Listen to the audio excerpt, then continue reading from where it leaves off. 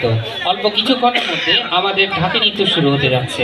আপনারা যারা আমাদের এই ঢাকি নৃত্য উপভোগ করবেন অতি সত্ত্বর আমাদের পূজা মণ্ডপে এসে হাজির হন।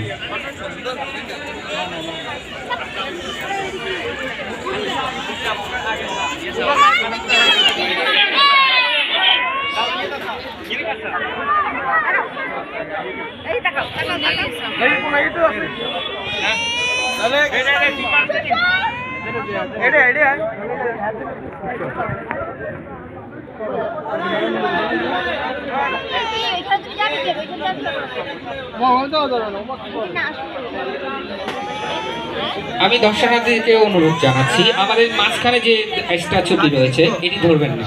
এটি ধরার কারণে আমাদের যান্ত্রিক কিছু ত্রুটি রয়েছে।